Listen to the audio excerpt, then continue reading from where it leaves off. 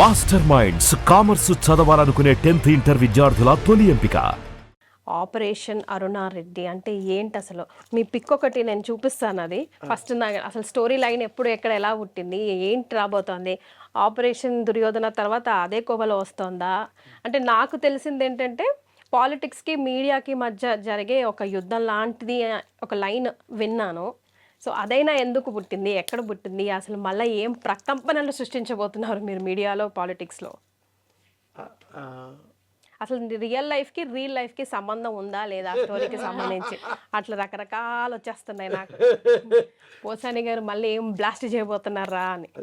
అంటే ఇది అట్లా అట్లా కాదు మేడం. ఎట్లుందంటే ఇది ప్రతిఘటన సినిమా. ఒక ఎగ్జాంపుల్ చెప్తా.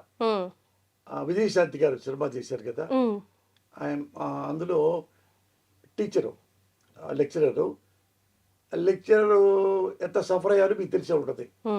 ఆ అమ్మాయి రోడ్డు మీద ఒక ఎస్ఐని చంపితే విట్నెస్ ఇవ్వడానికి వెళ్తే పెద్ద రౌడీ ఖాళీ అనేవాడు, నీకు సంబంధం లేదు, నువ్వు కాలేజీకి వెళ్ళు, ఇట్లాంటి చేయొద్దంటే, లేదు నేను సిన్సియర్గా ఉంటాను అంటే, అప్పుడు క్యారెక్టర్ని వాడు బట్టలు తీసి పారేసి ఇంకోటి తీసి పారేసి చేస్తే అది వాళ్ళ భర్త చూస్తాడు, వాళ్ళ అత్తామామలు చూస్తారు.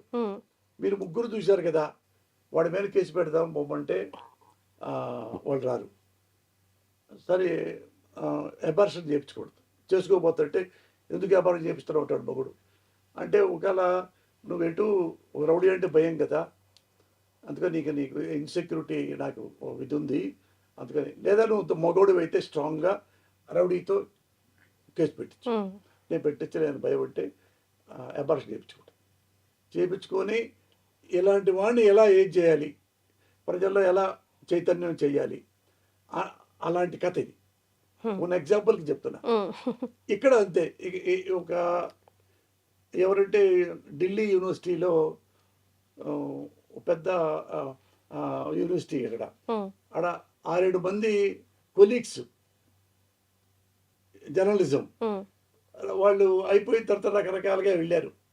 ఒకళ్ళు రాజస్థాను, ఒకళ్ళు బెంగళూరు, ఒకటి ఢిల్లీలో, ఒకటి వేరే చోట, ఒకటి వేరే ఇంకొక స్టేట్ ఒరిస్సా.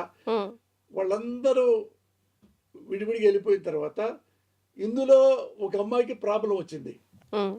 ఇదే ఆ అమ్మాయి చాలా మంచి అమ్మాయి, ఆ అమ్మాయికి ఎందుకంటే చూస్తే ఈ అమ్మాయిని రోడ్డు మీద పడేసేలా చేశారు. ఈ అమ్మాయి మంచిది కాదు, క్యారెక్టరు లేదు, తిరుగుమోతు, హోప్లెస్ లేడీ.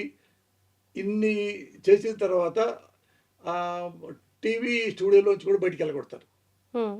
వాళ్ళందరూ కలిపి ఆ అమ్మాయిని అడుగుతారు, వచ్చి ఇక్కడికి వచ్చి అర్జెంటుగా అందరూ ఫ్లైట్లో వచ్చి ఒక చోట ఉండి ఏంటంటే డీటెయిల్స్ అన్ని తెలుసుకుంటారు. వాళ్ళు తెలుస్తుంటే వాళ్ళంతా ఒకటైపోయి ఒక పాలిటిక్స్, క్రికెట్ పాలిటిక్స్ గొప్పదా, ఒక సిన్సియర్ జర్నలిజం గొప్పదా, దేఖ్లేంగే, అదే వర్డ్ అంటుంది ఒక అమ్మాయి, దేఖ్లేంగే. ఏడి ఆమె రాజస్థాన్లో పనిచేసే అమ్మాయి. ముగ్గురు హీరోయిన్లో ఒకరు వేరే ఆర్టిస్టులు కూడా ఉంటారు. వాళ్ళు జర్నలిస్టు, ఆడాళ్ళు, మగవాళ్ళు అంతా పెట్టాం. అది స్టింగ్ ఆపరేషన్ చేసి ఈ అమ్మాయి ఎంత మంచి అమ్మాయి ఒకటి, ఈ పబ్లిక్ ఎలా ఉండాలి వాళ్ళందరూ రియలైజ్ చేస్తారు సొసైటీకి.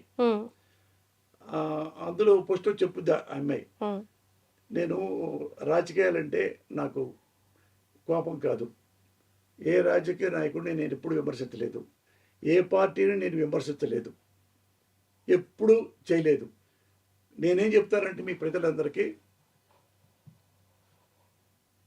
ఫలానా వ్యక్తి రాజకీయాలకు వ్యాపారం కోసం రాజకీయాల్లోకి వచ్చాడు, ఫలానా వ్యక్తి సేవ కోసం రాజకీయాల్లోకి వచ్చాడు, అవి మీకు చెప్తా. ఎవరికి ఓటేస్తారో, ఎట్లా మీరు సమాజాన్ని కాపాడుకుంటారో మీ ఇష్టం అని చెప్పి సాగిపోయే కథ అండి. అట్లా చెప్పిన తర్వాత వాళ్ళు కూడా రియలైజ్ అయ్యేలాగా ఉమ్, చేస్తుంది. అలాంటి మంచి అమ్మాయిని ఈ అమ్మాయి ఇట్లా బిహేవ్ చేస్తే మనకు ప్రాబ్లం అవుతుంది ఉమ్, మన పాలిటిక్స్కి అని ఆమెని ఇది చాలా బ్యాడ్గా చేసిన తర్వాత ఈ స్టింగ్ ఆపరేషన్ స్టార్ట్ అవుద్ది. అదే ఆపరేషన్. అరుణారెడ్డి. అంతే తప్ప ఇక కొట్టడాలు కానీ తిట్టడాలు కానీ కనీసం ఒరే అనే మాటలు కానీ వసే అనే మాట కానీ ఉమ్. ఒక వల్గర్గా ఒక విజువల్గా కానీ వెర్బల్గా కానీ ఏముండదండి. మరి మనం మెసేజ్ ఇస్తే ఈ రోజుల్లో యాక్సెప్ట్ చేసి తీసుకునే జనాలు ఎంతమంది ఉన్నారన్న మీరు ఫీల్ అవుతున్నారు? అంటే రోజు రోజుకి ఎంటర్టైన్మెంట్ వరల్డ్ ఎలా చేంజ్ అవుతుందో మనం చూస్తానే ఉన్నాం కదా సార్, ఎవిడెంట్గా. అది ఎట్టనుకుంటారంటే ఒక ఎగ్జాంపుల్ చెప్తాను మీకు. తమిళనాడు ఉంది, పెద్ద పెద్ద పొలిటీషియన్స్, కరుణానిధి కొడుకు, కరుణానిధి మనవడు, జయలలిత అనుచరుడు పళనిస్వామి, ఒకప్పుడు ఆయన ముఖ్యమంత్రి, ఆయన 2 సార్లు ముఖ్యమంత్రి. తమిళనాడులో పొలిటీషియన్స్ చాలా కొదవలేదు, చాలా గొప్పగా పెద్దగా పవర్ఫుల్గా ఉంటారు. అలాంటి ఆ పొలిటికల్ దగ్గర ఈ hero Vijay, Joseph Vijay, Rajasekhar, total పేరు అయింది రాజశేఖర్, వాళ్ళ నాన్న పేరు. ఆయన రాజకీయాల్లోకి వస్తుంటే ఎన్ని చేశారో తెలుసుగా మీకు. విజిల్ వేయడం రాదు సార్ నాకు, వేసేదాన్ని లేకపోతే ఇప్పుడు. అట్లా అతన్ని అన్పాపులర్ నేను చూస్తుంటాం అన్నీ. అతను పాపం ఎప్పుడు జనాలు గుమ్మి చేసుకోలేదు, ఇల్లు తిరగలేదు. ప్రెస్లో వీడిని ఒక్కసారి కూడా కామెంట్ చేయలేదండి, ఒక్కసారి కూడా. గొప్ప విషయం అది. భారతదేశంలో ఒకే ఒక్క ఈ హీరో అనబడే రాజకీయ నాయకుడు అనబడే ముఖ్యమంత్రి, కాబోయే ముఖ్యమంత్రి జోసఫ్ విజయ్ వాళ్ళని అవినీతిపరుడు అనలా. ఎప్పుడు అన్నాడీఎంకే అనలేదు, ఎండిఎంకే అనలేదు, ఎవరు అనలేదు. అనకుండా ఓన్లీ ఏది మొత్తం జనం తీసుకొచ్చి బయలుదేరి వచ్చాడు. జనం మొత్తం వచ్చారు, అప్పుడు 10 నిమిషాలు వెళ్ళిపోతాడు. జనం తెగ వచ్చారు. ఎందుకంటే అతనికి రజనీకాంత్ కంటే కమల్ హాసన్ కంటే పెద్ద పాపులారిటీ. ఎందుకంటే ఇతను చిన్నప్పటి నుంచి ఇప్పటి వరకు నేను చూసే 1986 నుంచి అబ్బాయి నాకు తెలుసు. చిన్న అతను కూడా తెలుసు నాకు. నేను పనిచేసేవాడిని మద్రాసులో, యూనివర్సిటీలో చదువుకుంటా.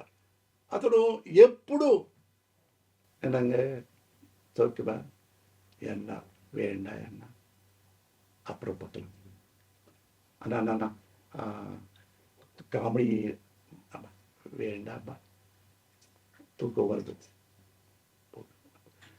ఇంత మించి వాయిస్ ఉండదండి. ఇప్పుడు కూడా చూసుకోండి, అలాగే ఉంటాడు.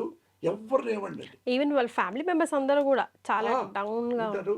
వాళ్ళ నాన్న ఒక్కడే రాజశేఖర్ గారు 70 సినిమాల దాకా డైరెక్ట్ చేశాడు. తెలుగులో కూడా చేశాడు, సోమబాబుతోనే ఎవరితోనో, బలిదానమో అట్లాంటి పేరు. మంచి డైరెక్టర్ అయినా 70 సినిమాల దాకా చేశాడు. ఇతను చాలా జనం వస్తే 30 మంది చచ్చిపోయారు, 30 మంది 40 మంది చచ్చిపోతే అడ్వాంటేజ్ తీసుకొని అతన్ని తిట్టారమ్మ. కేసులు గీసులు హీనంగా అది వాళ్ళ సంబంధం. పైగా సిబిఐ వెళ్ళి ఢిల్లీ తెలుసా అంటే ఒక పార్టీలో రాకపోతే వాళ్ళ సపోర్ట్ చేయకపోతే ఏమన్నట్టుగా అయిపోయిందంటే 1 సారి 2 సార్లు 3 సార్లు